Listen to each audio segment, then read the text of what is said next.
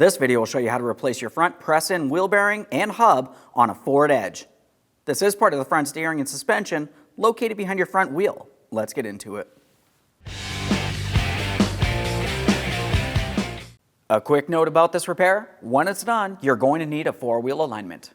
Okay friend, let's get started on our job. The first thing we have to do is safely raise and support the front end of the vehicle so the wheel's off the ground. Once you've completed that, we're going to start removing the wheel. If you have a center cover, go ahead and remove that first. Typically, you're going to find a small slot that you could carefully pry in. For this, I'm just using a small pry bar.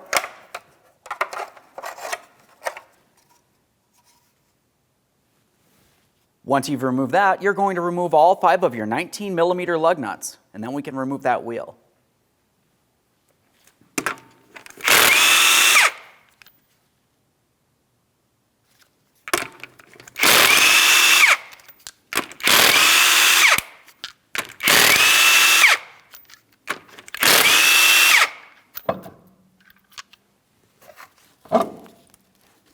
We're moving to the outer tie rod end mounting hardware next. Typically, you're going to find a cotter pin of some sort. Go ahead and remove that.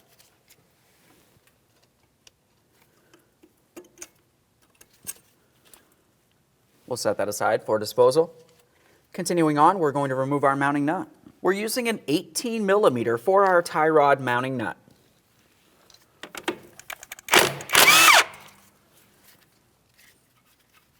Now that I have this broken free, I'm leaving it on the stud, just a couple threads here. We'll start separating the outer tie rod end from the steering knuckle.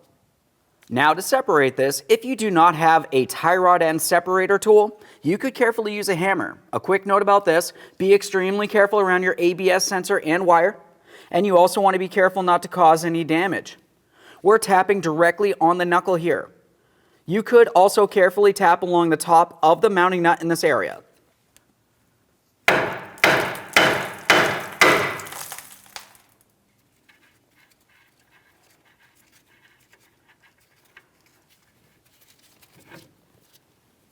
Now we can move up from in that same area. We're going to start dislodging our ABS wheel speed sensor. Now on my application, my mounting bolt is fairly rusted. This would typically be an 8mm.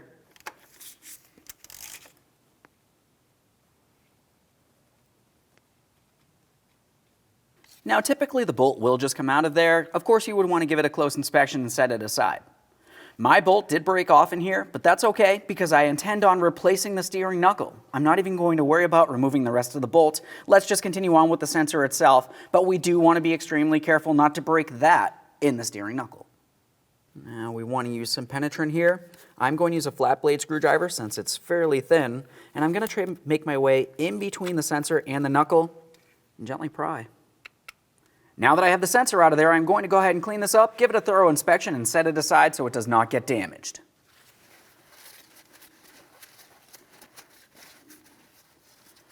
Doesn't look like it's cracked. This looks good. On the outboard side of where the brake rotor is, we're going to make sure we use a spacer and one of our original lug nuts to help prevent the rotor from moving on us while we continue on here.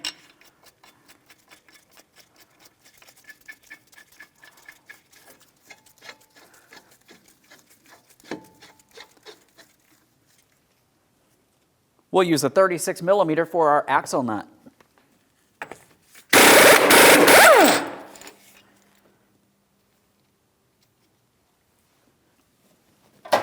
We'll use some penetrant where the axle and the wheel bearing hub meet. We'll continue on with a hammer and punch. The punch is going to go directly in the center of our front axle, and we're going to tap on this, breaking the axle free from the wheel bearing hub.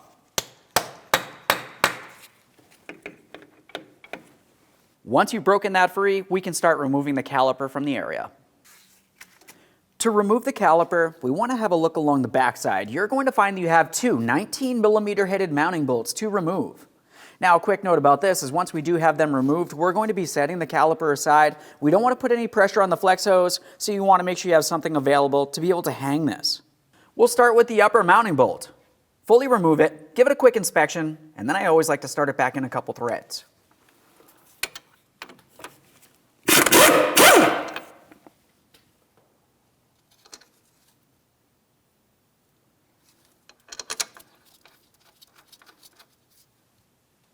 Next mounting bolt.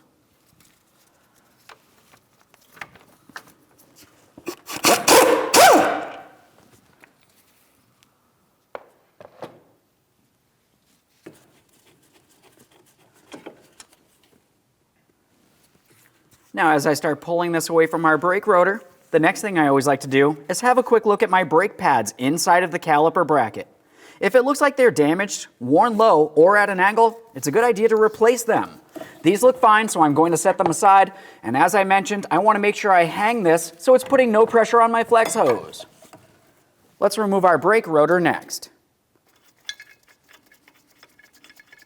To remove the brake rotor, I'm holding onto it, I'm removing my lug nut and my spacer, and we can slide this out of place. Up along the top of the steering knuckle, where it connects to our front strut, we're going to start removing the hardware. Now, as far as this hardware is concerned, we have a 24mm mounting nut along the rearward side. The bolt comes through from the front. Looking at the front bolts, you can tell that they do have this small ear. Now, on these, I typically still like to hold the bolt heads using a 21mm wrench.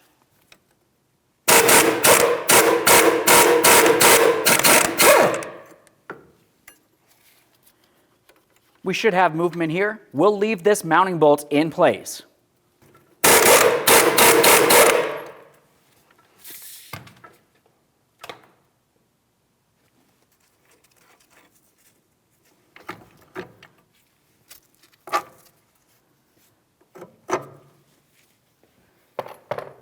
Both of those move fairly well. Let's make our way down towards the ball joint. As we make our way down to this point, you're going to find that you have a 16mm headed pinch bolt that comes through from the front, all the way through the knuckle, through the ball joint, and towards the other side. On the opposite side, you have a 15mm mounting nut. I'm going to hold the mounting nut using my wrench, and I'll just continue on by turning that bolt counterclockwise.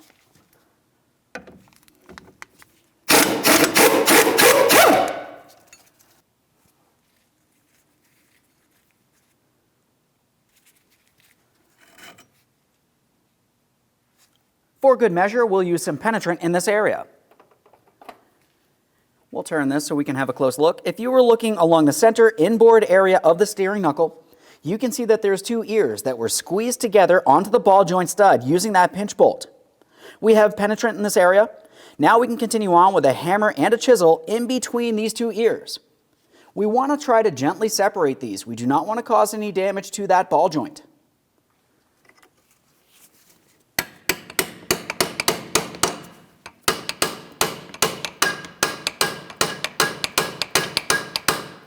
Now that I have the chisel in this area and I'm separating the ears, the penetrant should make its way in between the ears and the ball joint, and I'm going to start tapping on my control arm. I want to try bringing the control arm down, separating the ball joint from the steering knuckle.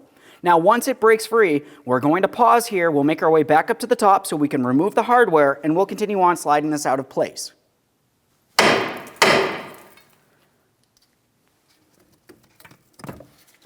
Now the next step, we're going to have to do a series of things. We're going to hold onto the knuckle and remove the upper hardware. As we remove that, we'll start pivoting the knuckle outward, and we're removing the axle from inside of the wheel bearing. As that's happening, we're coming out diagonally and removing the ball joint from the steering knuckle. Keep in mind, the steering knuckle can be fairly heavy.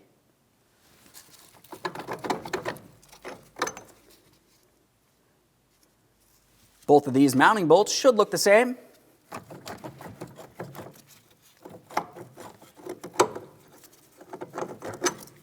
Go ahead and clean those down. Quick inspection, set them aside.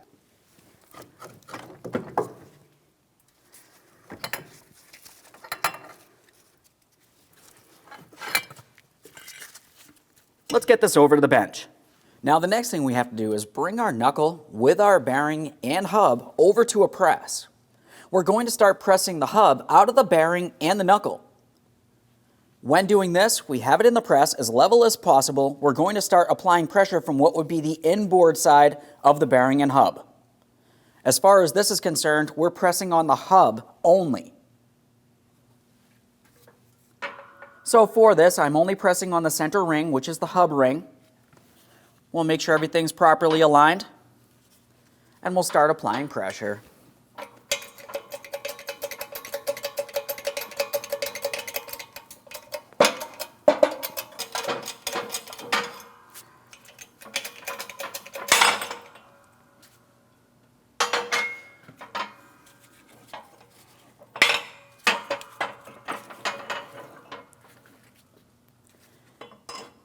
Now we have it out of our press on a bench. The next thing we have to do is look from what would be the outboard side. The wheel bearing hub was covering this area, but now that it's out of the way, we can see our locking snap ring. We'll use some penetrant, of course. You will want to try to break this free. To do that, I'm just using a small angled pry bar that I can hit up against, and I'm going to tap on it with a hammer here. We'll find one of our ears, grab onto that, tap in one direction and then the other.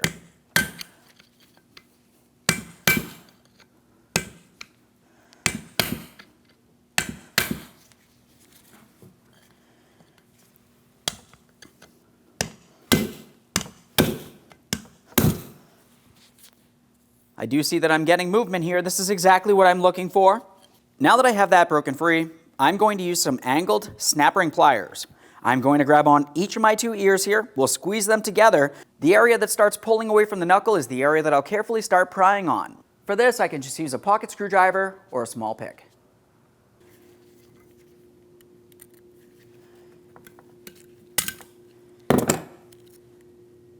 Let's get this to the press. Now that I have the snap ring out of place, we're going to put this face down so the outboard side is facing down, and we're going to continue on pressing that bearing out from the rearward side out towards the forward side. Once you have it in place and level with the ground, let's continue on with an adapter that fits directly over the base of the bearing. We want to be pressing as far towards the outer aspect of the bearing as possible, closest to the knuckle. Now, since I do have a hollow adapter here, I'm just going to use something as a plate. Let's start applying pressure.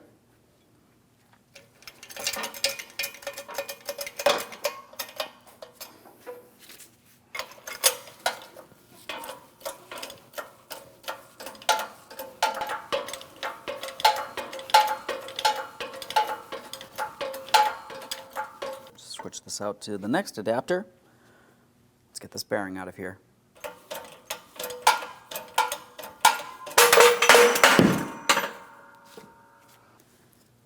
There it is, friend. Prior to installation of any brand new part, we want to make sure we clean and inspect our mounting area. We're going to clean on the inside of the knuckle here, where our brand new bearing will be. Two areas to pay special attention to. Firstly, would be all the way on the inboard side where the bearing presses against. And then secondly, on the outboard side here, where our snap ring would sit. Both of these areas need to be clean and free of any debris. You can use some sandpaper, some parts cleaner, or a wire brush, whatever's easiest for you. Once you have the knuckle clean, the next thing that I always like to do is use a little bit of anti-seize inside of the circular port where the bearing will sit. After that, I have it flat in my press as level as possible, and we'll continue on with the installation of our brand new wheel bearing. On some press and wheel bearings, you have to be aware of a magnetic strip on one side or the other. This type of bearing, you do not. That said, we'll insert this in any direction we want. Line it up so it's as level as possible, and now we're going to continue on with pressing this in. We have to take note, when you're pressing this in, you can only press along the outboard edge. You never want to press on any of the center rings. To easily do this, we're just going to use our original bearing. We'll use the side that's missing the race, line it up, and then of course up along the top we'll have a flat disc here so we can continue on pressing this in as far as we can until it's bottomed out on the inboard side.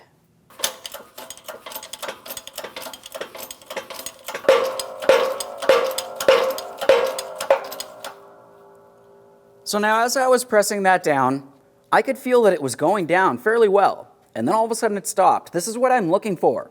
Now as I hold pressure on this, I'm going to use a hammer and I'm going to lightly tap on my steering knuckle in several places.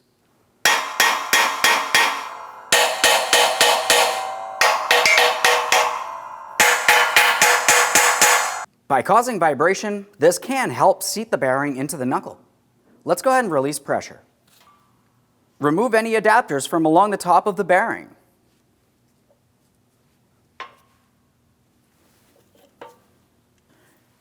Of course, we'll be installing our brand new snap ring. I have my snap ring pliers in place. We're going to squeeze the snap ring, slide it into place on the steering knuckle, release it, and double check to make sure it's secured properly all the way around.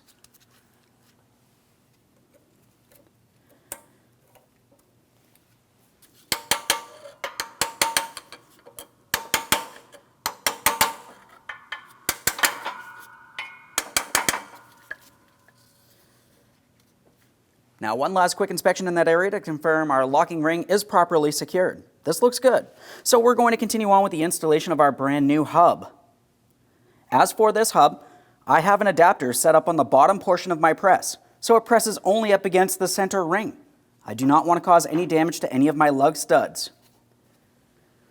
Now, with that said, we're going to take our brand new bearing and we're going to put the hub directly in the center area here.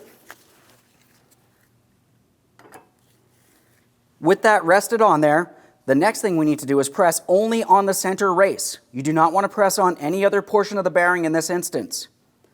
With that said, I have a small adapter here. This is just another bearing race, but you can use pretty much anything that presses up against there only. Just an adapter to take up any space, and we'll continue on applying pressure. We're paying attention in this area, and of course being aware of any pinch points.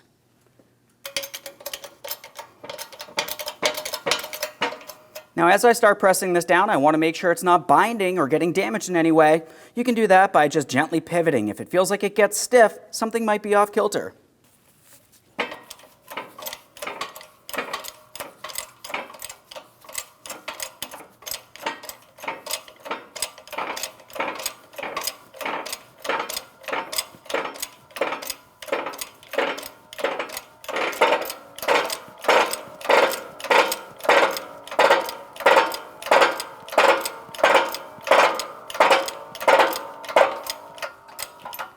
Now, as I was pressing that down, I can hear an audible difference. The press stopped pressing the bearing down onto the hub.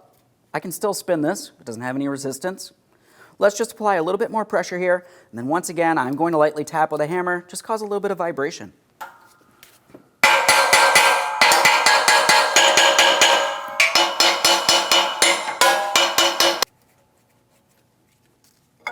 We'll hold on to that hub so it does not fall, release pressure, and we can remove that from the press.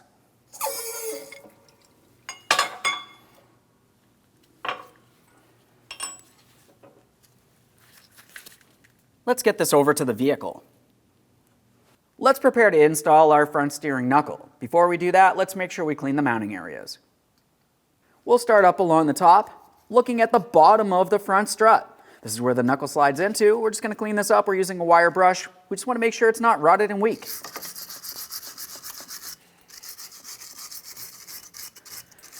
Once you've done that, let's focus on the end of the axle, the area that slides into our wheel bearing hub.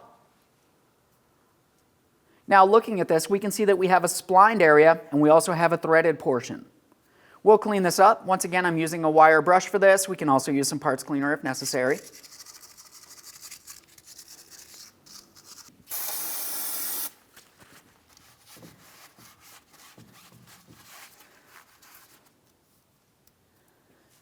While we're paying attention to the axle, we're going to coat the splined area with some anti-seize. When we're doing this, we do not necessarily need to get any on the threaded portion of the axle. We're moving down towards our lower ball joint. We need to clean the stud and inspect the seal.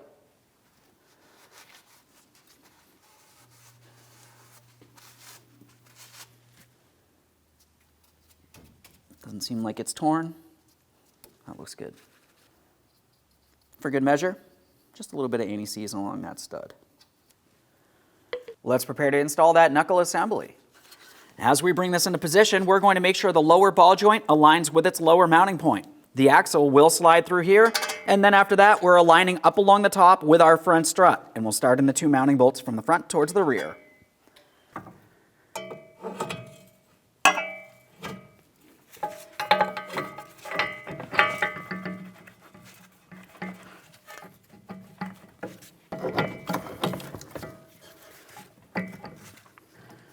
Now, it may not be lined up. You just want to carefully twist as necessary. Let's continue on bringing this up into the proper positioning. At this point, you're going to have to adjust the height of your knuckle. You can either bring it up or down as necessary. We have our mounting bolts.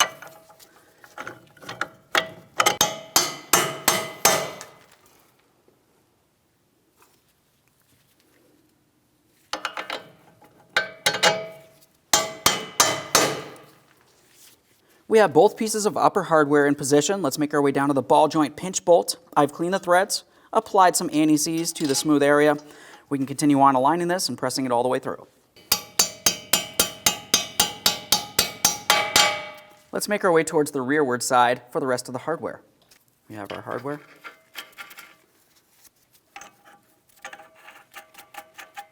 After they're both started on, snug them up and then torque them to 166 foot-pounds.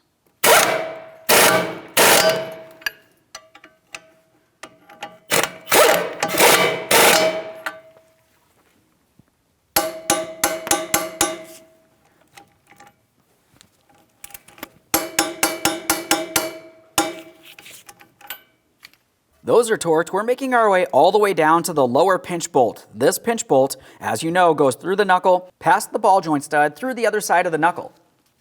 On the rearward side, we have our 15mm mounting nut. Go ahead and start that on.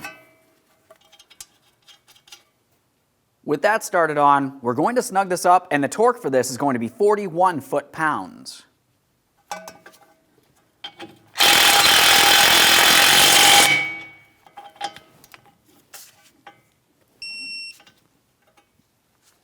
At this point, we're going to continue on with our axle nut directly in the center. When you go to install the axle nut, we want to make sure that we have all the weight off of the suspension, so it's hanging. There can be no pressure on the wheel bearing that can cause damage. Now with that said, let's make sure that we install the axle nut by hand. We are not using an impact tool to install this nut. When you go to tighten this, you may find that this wants to spin on you. Now, if that is the case, you're going to carefully use a pry bar diagonally down past your lug studs, down towards the ground, which will prevent this from turning. At that point, we'll continue on with a hand tool. We're going to bottom this out and then torque it to 258 foot-pounds.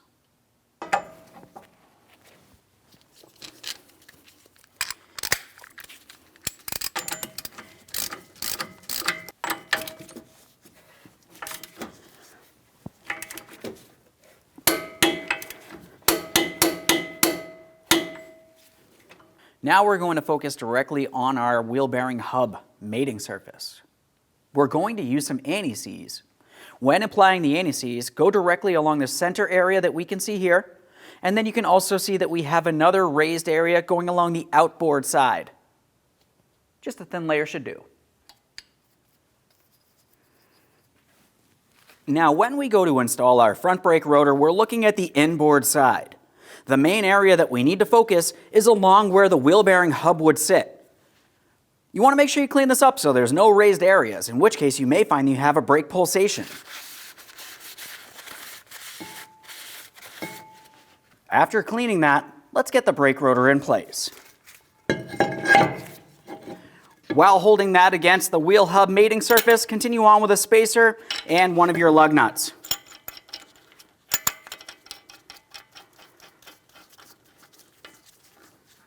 Let's continue on with reinstalling the caliper next. Now it's time to start installing the front caliper. When we bring this into position, we need to make sure the brake pads go over the brake rotor, but we also want to make sure that the flex hose has not been twisted in a way that's going to restrict brake fluid flow. As I bring this around like this, you can see that this will cause an issue. This will not. Flex hose looks good. We'll continue on with our two mounting bolts. As far as those bolts, go ahead and start them in, bottom them out, and then torque each of them to 98 foot-pounds.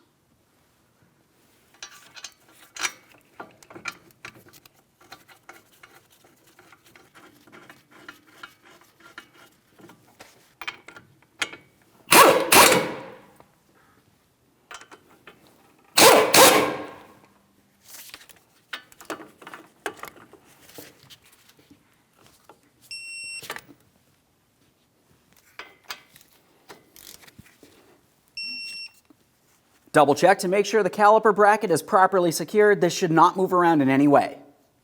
Along the outboard side, we can remove our lug nut and our spacer.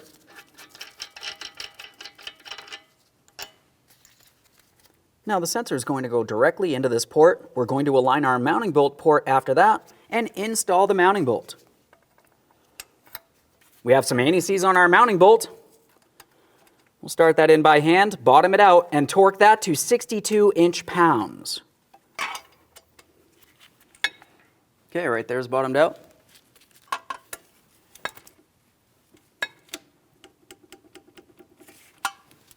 Double check to make sure that's secured in place. Now along the back side of the knuckle, we're going to attach our outer tie rod end to the knuckle. We'll carefully pivot things as necessary so we can align them. Start on our mounting nut. On this application, we do have a castle nut, which means it has slots. If you were looking at the tie rod stud, you're going to find a port leading through it. Go ahead and snug this up. Torque it to 35 foot-pounds, and then we'll make sure we can install our locking cotter pin.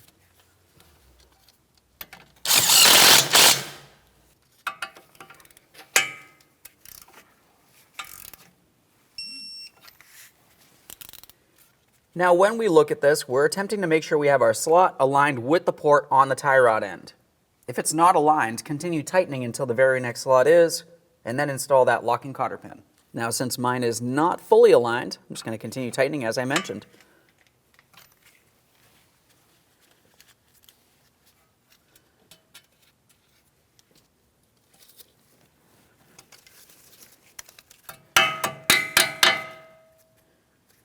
One last quick inspection in this area and we can reinstall our front wheel.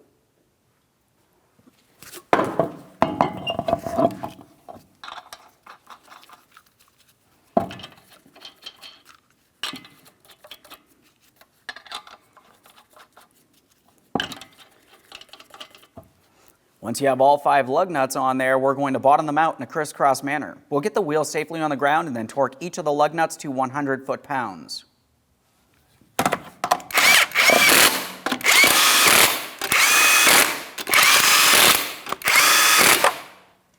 Now I have the wheel back on the ground. Let's go ahead and torque these to that 100 foot-pounds.